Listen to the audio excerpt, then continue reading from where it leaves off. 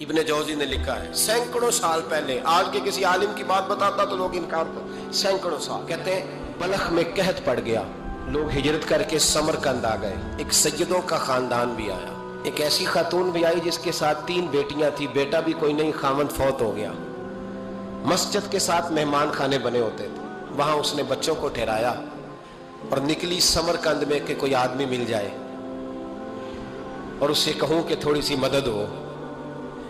وہ چلتے چلتی ایک سیٹھ کے پاس، رئیس کے پاس پہنچی۔ جن لوگوں کے پاس دولت آتی ہے نا، وہ کئی دفعہ سخت جملے کہنے لگتے ہیں جو اللہ کو پسند نہیں آتے۔ وہ سیٹھ کے پاس گئی تو جا کے کہنے لگی میں غریب ہوں، پریشان ہوں، بلخ میں قحط ہے، سارا زمانہ جانتا ہے، تو میں اس لیے سمرقند آئی ہوں، بیٹیوں کا ساتھ ہے، نہ رہنے کو جگہ ہے، نہ کھانے کو روٹی ہے، نہ پہننے کو کپڑا ہے، مہربانی کر تھوڑی مدد کر۔ کہنے لگا ہو کون؟ تو اس سید زادی نے کان آگے کر کے، ہاں کسی پہ بھی حالات سخت آ سکتے ہیں، اللہ سے ڈرنا چاہیے، کان آگے کر کے نا کہنے لگی میں سید زادی اور یہاں میرا اپنا کوئی نہیں، مہربانی کر۔ تو وہ سیٹھ صاحب، چودھری صاحب کہنے لگے مجھے کیسے پتا چلے گا تو سید ہے؟ تو سید زادی نے اپنا پلو کھولا اور اپنے آنسو دونوں آنکھوں سے صاف کیے تو کہنے لگی اللہ تیرا بھلا کرے، میں ثابت نہیں کر سکتی کہ میں حضور کا خاندان، میرے پاس کوئی دلیل نہیں، میں نہیں بتا سکتی، چل ٹھیک ہے، چلی گئی۔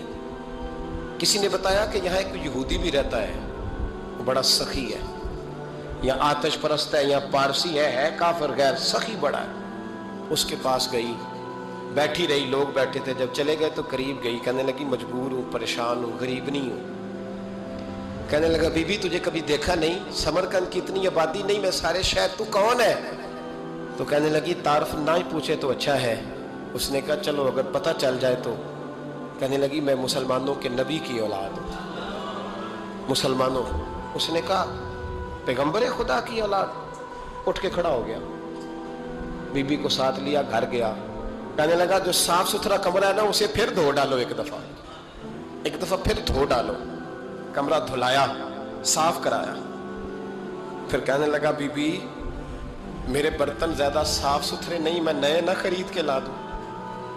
پھر نئے برتن لایا، پھر اپنے بچوں سے کہنے لگا اونچا نہ بھولنا کہ سیدہ فاطمہ کی شہزادیاں آئی، یہاں کوئی شخص اونچی بات نہ کرے۔ پھر کہنے لگا بی بی جو میرا بالکل طیب اور حلال رزق ہے نا، یہ اس میں سے لنگر ہے، لیکن چونکہ میں غیر مسلم ہوں، مجھے سلیقے نہیں آتے، جیسا تیسا بھی ہو نا اسے قبول کر لینا۔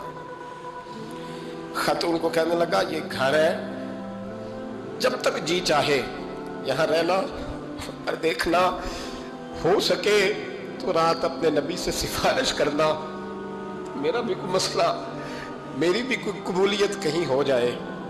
وہ مسلمان کہلانے والا رات کو سویا، کہتے جنت سجی ہوئی ہے، لوگ جنت میں جا رہے ہیں، لائنیں لگی ہوئی ہیں، نبی پاک لوگوں کو جنت میں بھیج رہے ہیں، میں بھی دوڑ کے لائن میں لگ گیا، فرشتے نے میرا بازو پکڑا، کہا پیچھے ہٹ، تو میں دوڑ کے حضور کی بارگاہ میں گیا، میں حضور سارے جنت میں جا رہے ہیں، یہ مجھے نہیں جانے دیتا۔ تو نبی پاک نے فرمایا تو کون ہے؟ کہ یا رسول اللہ میں مسلمان ہوں۔ کہتے ہیں حضور مجھ سے فرمانے لگے کوئی دلیل ہے تیرے پاس؟ دلیل ہے کوئی تیرے پاس؟ میں چپ کر گیا، فرمایا میری بیٹی تیرے دروازے پر آ ہی گئی تھی تو دلیلیں پوچھنے لگ گیا تھا؟ ہم جا دوڑ جا، سویرے آنکھ کھلی تو گلیوں میں ڈھونڈتا پھرتا ہے، تلاش کرتا پھرتا ہے، کونے کونے میں جاتا ہے وہ سادات کا گھرانہ کہاں گیا، ڈھونڈتے ڈھونڈتے اس غیر مسلم کے دروازے پہ جا کے پہچان لیا، تو کہنے لگا خدا کا واسطہ جو تو نے نوکری کی ہے نا ان کی، مجھ سے 11 گنا لے لے، یہ سادات کا گھر مجھے دے دے۔ تو کہنے لگا کل تو آتا تو شاید بات اور ہوتی، آج بات اور ہے۔ اس نے کہا مہربانی کر، کہا نہیں کل تو آتا تو معاملہ اور تھا، آج معاملہ آج اور ہے، رنگ بدل گیا ہے، حالات تبدیل ہو گئے ہیں، اب تو دیکھ تاک کے آیا، جا دوڑ جا۔ کہنے لگا نہیں مہربانی کر، دے دے، تو غیر مسلم ہے تیرا کیا تعلق؟ کہنے لگا چپ کر، غیر مسلم میں کل تک تھا، کل سے سجدوں سے پیار کیا ہے تو میرے حالات سنور گئے ہیں، وہ جو نظارے تو نے رات خواب میں دیکھے ہیں میں نے جاگتی آنکھوں سے دیکھے ہیں۔ امام حسین رضی اللہ تعالیٰ عنہ کی زندگی کے بہت سارے پیغامات اور بہت سارے عنوانات ہیں۔ ایک پیغام امام علی مقام کی زندگی کا یہ ہے کہ حق کو سمجھنا، حق کی معرفت حاصل کرنا، اور پھر اظہار حق کی جرت پیدا کرنا، اور پھر اظہار حق کے لیے اس طرح ڈٹ جانا کہ زندگی کے ساری قیمتی اثاثے، وطن بھی، گھر بھی، علاقہ بھی، مال بھی، حتیٰ کہ اولاد بھی دینی پڑے تو ہر چیز دے دینا، لیکن حق کے لیے کھڑے رہنا۔ اللہ تعالیٰ نے قرآن مجید میں ارشاد فرمایا ہے کہ ما خلقنا السماوات والارض وما بینہما الا بالحق، فرمایا ہم نے زمین اور آسمان کو اور جو کچھ اس کے درمیان ہے اس سب کو حق کے ساتھ پیدا فرمایا۔ اللہ تعالیٰ نے ہر چیز حق کے ساتھ بنائی، وَأَجَلٍ مُّسَمًّى، اور ایک مقررہ مدت تک کے لیے بنائی۔ اللہ نے ہر چیز، ہر جگہ کو حق پہ رکھا ہے اور حق کا معیار قرار دیا ہے ہر چیز کو۔ اپنے بندوں کو حکم کیا دیا اس نے خود ہر چیز حق کے ساتھ پیدا کی، حق کے معیار کو ہر جگہ استوار رکھا، قائم رکھا۔ بندوں سے یہ کہا کہ وَلَا تَلْبِسُوا الْحَقَّ بِالْبَاطِلِ، حق کو باطل کے ساتھ نہ ملاؤ، وَتَقْتُمُوا الْحَقَّ وَأَنْتُمْ تَعْلَمُونَ، اور جان بوجھ کر حق نہ چھپاؤ حالانکہ تم جانتے ہو، تمہیں علم ہے۔ یہ آیت، دوسری آیت میں نے پڑھی، اگرچہ علماء یہود کے بارے میں آئی، وہ حق جانتے تھے، انہیں پتا تھا کہ نبی کریم علیہ السلام حق ہے، اور اتنا جانتے تھے کہ اللہ کا قرآن کہتا ہے محبوب جس طرح کوئی اپنے بیٹوں کو نہیں پہچانتا، دو جڑواں بچے بھی ہوں نا اور ان کی شکلیں بھی آپس میں بالکل ملتی ہوں تو اور کوئی دھوکہ کھائے تو کھا جاتا ہے، باپ نہیں دھوکہ کھاتا، ماں نہیں دھوکہ کھاتی۔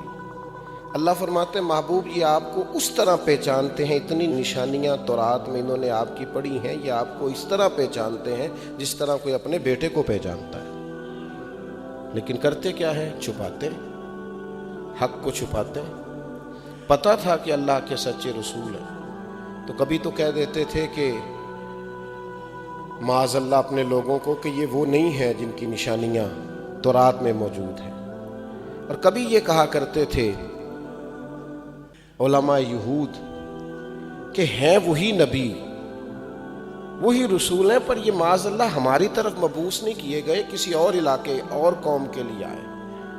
حالانکہ اللہ نے محبوب پاک صلی اللہ تعالی علیہ وسلم کو قوموں اور جہتوں میں قید ہی نہیں کیا، محبوب تو عالمین کے لیے رحمت بن کے تشریف لائے۔ کیا کرتے؟